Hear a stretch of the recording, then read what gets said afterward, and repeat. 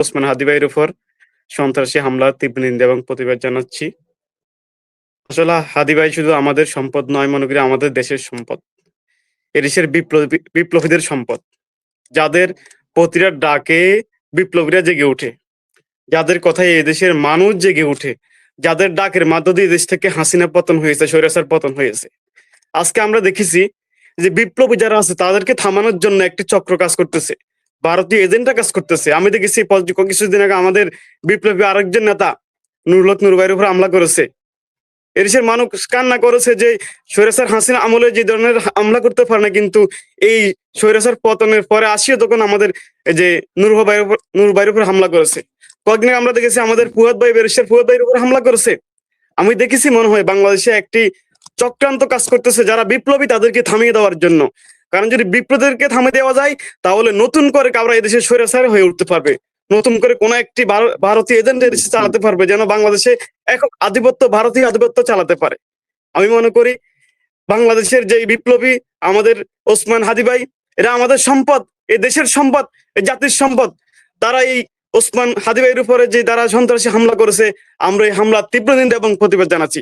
পাশাপাশি সুস্থ তদন্তের মধ্য দিয়ে তাদেরকে আইনের আওতায় আনি, তাদেরকে সর্বশেষ শাস্তি দাবি দিতে হবে। কারণ আজকে যদি আমাদের যে ওসমান হাদি ভাইয়ের উপরে যে সন্ত্রাসী হামলা করেছে যদি আমরা এটা তদন্ত না করি, তাহলে আমাদের আরেকজন ভাইয়ের উপর হামলা করতে তারা এক সেকেন্ডও দ্বিধাবোধ করবে না। তারা আমাদের এভাবে আমাদের বিপ্লবী যারা ভাই আমাদের বিপ্লবীদের যদি থামিয়ে দেয় তাহলে বাংলাদেশকে আগামীতে আবার নতুন করে কোনো পেশিবাদ এসে বাংলাদেশকে ধ্বংস করে দিবে। তাই আমরা আমাদের ওসমান গনি হাদি ভাইয়ের উপর এই নিন্দা জানাচ্ছি যারা হামলা করেছে, এবং তার সুস্থতা ও নেখায়াত কামনা করছি। আসসালামু আলাইকুম রহমতুল্লাহ।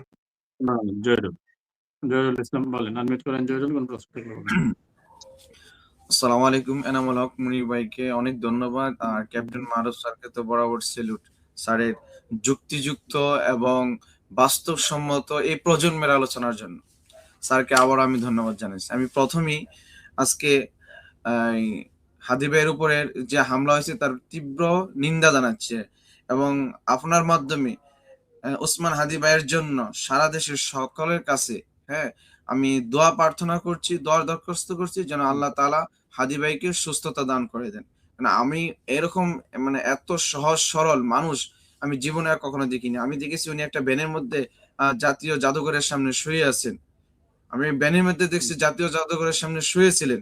এই যে আপনার এই যে হাসিনা রায়ের পরের দিন উনি সারা রাত ওখানে ছিলেন টিএসসিতে, তখন এখানে শুয়েছিলেন। এত সরল সোজা মানুষ জাতীয় পর্যায়ে দেখিনি। এই জন্য হাদি ভাইয়ের কাছে আবারও সকলের কাছে দোয়া প্রার্থনা করছি। আমার প্রশ্ন হচ্ছে যে স্যার, যে মোটরসাইকেলটাতে হামলা করা হয়েছে, এই মোটরসাইকেলে কিন্তু পিছনে নাম্বার প্লেটটা আমরা যেহেতু ভিডিও বিভিন্ন মাধ্যমে দেখছি স্পষ্ট দেখতে পাচ্ছি না, কিন্তু যাদের কাছে র ভিডিওটা আছে তারা অবশ্যই দেখতে পারতেছে যে মোটরসাইকেলটা তারা খুনিরা পালিয়ে গেছে। কিন্তু এখন পর্যন্ত কেন কোনো ক্লু বের হলো না? কারণ শহরের প্রতিটা বাসায় বাসায় কোনায় কোনায় সিসি ক্যামেরা আছে, যেটা একটা আইন শৃঙ্খলা বাহিনী ইচ্ছা করলে অনলি 10 মিনিটস লাগবে সে কোথায় থেকে এন্ট্রি করছে এবং কোথায় থেকে আউট হয়েছে বাইর করার জন্য। কিন্তু আইন শৃঙ্খলা বাহিনীর কোনো আইনি অগ্রগতি আমরা এখন পর্যন্ত দেখতেছি না। এটা কি অন্তর্বর্তীকালীন সরকারের কেউ এই হত্যা পরিকল্পনা বা এই আপনার হত্যাযজ্ঞের সাথে জড়িত কিনা, হাদি ভাইয়ের মতো বা হাদি ভাইয়ের মতো আরো কেউ আগামীতে আরো টার্গেটেড জুলাইয়ের ব্যক্তিত্ব আছে কিনা সেটা আমরা জানতে চাচ্ছি। ধন্যবাদ। ধন্যবাদ। ইকরামুল। আসসালামু আলাইকুম। উপস্থিত স্যার আলোচক হিসেবে যারা আছেন তাদেরকে আমার সালাম। আসসালামু আলাইকুম রহমতুল্লাহ। আপনাকে ধন্যবাদ আমাকে সুযোগ দেওয়ার জন্য। একটু আগে একটা নিউজ পেলাম, ইলিয়াস হোসাইন আপনার প্রবাসী সাংবাদিক, উনি একটা পোস্ট করছে হাদির উপরে যে হামলা করছে তার নাম ফয়সাল, সে হচ্ছে আদাবর থানা ছাত্রলীগের সাবেক সভাপতি। তো আরেকটা ব্যাড নিউজ আছে, আমি বসুন্ধরা আবাসিকে থাকি, পাশেই বাড্ডা নতুন বাজার এলাকা, আপনারা অবগত আছেন। কিছুক্ষণ আগে একটি বাসে অগ্নিসংযোগ করা হয়েছে। দুর্ভাগ্য বাসের ভিতরে এখনো ড্রাইভার, সম্ভবত দেখলাম যে গাড়ি চলতেছে, পুরো বাসে আগুন জ্বলতেছে এবং গাড়ি চলতেছে আস্তে আস্তে। হয়তোবা ড্রাইভার জীবিত নেই, আল্লাহ তাকে নিয়ে গেছে। তো স্যারের কাছে আমার প্রশ্ন যে ভারতের র এর এজেন্ট বাংলাদেশে ঢুকে, ভারতের যে গোয়েন্দা সংস্থা র বলে, তো ওরা বাংলাদেশে ঢুকে বাংলাদেশের তথ্য পাচার করতেছে, বাংলাদেশের লোক দিয়ে তাদের কাজ করতেছে, বিশৃঙ্খলা সৃষ্টি করতেছে, বিভিন্ন হত্যা করতেছে। আমাদের যে ডিজিএফআই, এনএসআই যাই বলেন গোয়েন্দা সংস্থা, সরি, ইনাদের কাজ কি? আমাদের এই সংস্থাগুলোর কাজ কি? এই সংস্থাগুলো যদি আমাদের কোনো তথ্যই না দিতে পারে, বাংলাদেশে এত হত্যা হচ্ছে, এই হত্যার যদি তথ্য তারা যদি তাদের কাছে কোনো তথ্যই না থাকে, তো আমাদের যেহেতু এই লোক দিয়ে আমাদের কাজ হচ্ছে না, তো আমাদের এই সংস্থাগুলো রেখে কাজ কি? যে গরুতে দুধ দেয় না সেই গরু তো আমার তো রাখার প্রয়োজন নাই। স্যারের কাছে আমার প্রশ্ন, এই বিষয়ে একটু আলোচনা করবেন। আরেকটা জি আরেকটা তথ্য দেই যে শেখ হাসিনা গত 2 দিন আগে একটা কল রেকর্ড পাস হয়েছে ছাত্রলীগের এক সদস্যর সাথে ওনার আলাপটা। উনি বলতেছে, সেই সদস্য বলতেছে যে ম্যাডাম আমরা আমাদের প্রাল মতো কাজ করব, তো আমরা করব, হত্যা করব, আমরা করব। তো শেখ হাসিনা বলতেছে যে আগে করে দেখাও। এই ভিডিওটা বোধহয় আপনারাও শুনছেন যে আগে করে দেখাও, মুখে বড় বড় কথা না বলে করে দেখাও। তা সেইটাই করে করে দেখাইছে কিনা এটা আপনারা একটু আলোচনা করবেন। জি ধন্যবাদ। মনির মনির মনির মনির বলুন। মনির সাহেব আনমিউট করেন। মিউট আছেন ভাই, আনমিউট করতে হবে। আনমিউট করেন, আনমিউট করেন। জি আনমিউট করেছি। জি ধন্যবাদ এনাম ভাই এবং ক্যাপ্টেন মারুফ ভাই, আসসালামু আলাইকুম। আসলে হাসান আব্দুল্লাহ এবং এই হাদিরা হচ্ছে আমার বাংলাদেশের সম্পদ। আমারও প্রশ্ন, মারুফ ভাইয়ের মতো আমারও প্রশ্ন যে আমাদের মেন স্ট্রিম রাজনৈতিক দলগুলো কেন এরকম রাজনৈতিক নেতা সৃষ্টি করতে পারলো না? ওনাদের সভাপতি, সেক্রেটারি কে কোন জায়গায় আছে, কে কার কি নাম, সাধারণ জনগণ এগুলো কিছুই জানে না। আমরা যদি জিজ্ঞাসা করেন কোন ছাত্ররা বলতে পারবে না যে কার কি নাম। যাই হোক, এই যে কোন কোন পত্রিকাতে নিউজ এসেছে, টেলিভিশন নিউজ এসেছে যে যারা হত্যা করেছে এরা সারাদিন তার সাথে ছিল। তাহলে গোয়েন্দা সংস্থারা কি কাজ করে? এখন যখন নমিনেশন দাখিল করা হবে, নির্বাচনী প্রচার পুরোদমে শুরু হয়ে যাবে, আপনার কি মনে হয় যে এইরকম যে পুলিশ, গোয়েন্দা সংস্থা বা এনএসআই বা যেরকম যারা বলেন, এরা কি নির্বাচনে এটা সামাল দিতে পারবে?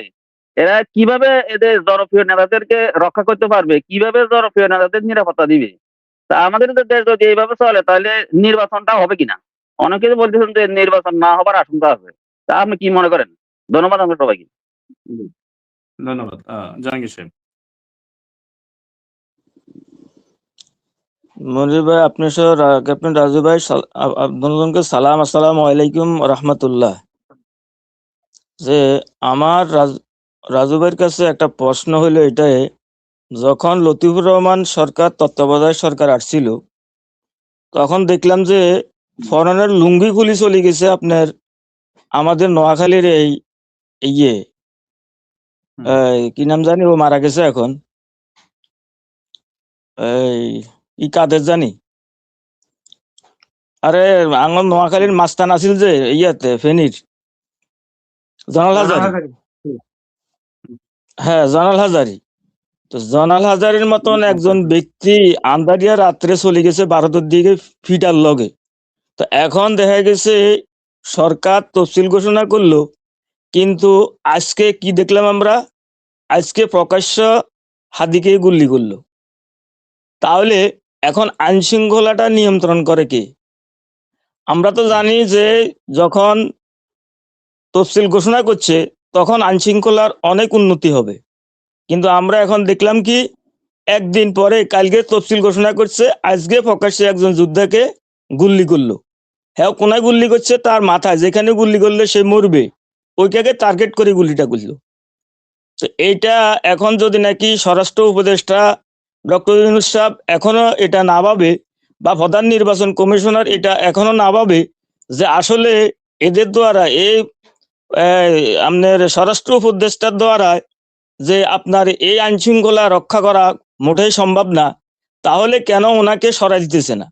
ওনাকে সরাই না দিলে তো সামনে যে নির্বাচনের ভয়াবহতা শুরু হবে, কত মানুষ মারা যাবে, তাহলে এটা রক্ষণাবেক্ষণের দায়িত্ব কে নেবে? এসে তো আপনার নির্বাচন বন্ধ করে দেওয়াটাই উত্তম, কারণ এভাবে মানুষ হত্যা করে এখন যে হাদির যে অবস্থা, আমরা একটু আগে দেখছি যে হাদির যে এখন ঢাকায় ইয়ে থেকে আপনার মেডিকেল থেকে এখন তাকে ইয়েতে নিছে, তাহলে এখন ডাক্তাররা বলতেছে তার এখনো অবস্থা খুবই খারাপ, মস্য অবস্থা, কি বাঁচে না মরে এখনো সেটা আল্লাহ ভালো জানে। আমরা আল্লাহর দরবারে দোয়া করি আল্লাহ পাক যেন তাকে হায়াত দান করে। আর দ্বিতীয় কথা হলো, কিছুক্ষণ আগে মির্জা ফখরুল ইসলাম আলমগীর একটা সংবাদ সম্মেলন করে বলছে যে তারেক রহমান 25 তারিখে দেশে আসবে। পুরা সাংবাদিকের কাছে উনি কিছুক্ষণ আগে এই বিপটা করছে। এখন যে উনি যে দেশে আসবে তাহলে নির্বাচনের তফসিল ঘোষণা করিয়া লাইছে, তো এখন তো উনি তো এখন পর্যন্ত ভোটারে হয় নাই, তাহলে ওনার জন্য কি অন্য ধরনের কোনো আইন আছে নাকি দেশে ভাই? এই জিনিসটা আমার একটু জানার দরকার। ধন্যবাদ।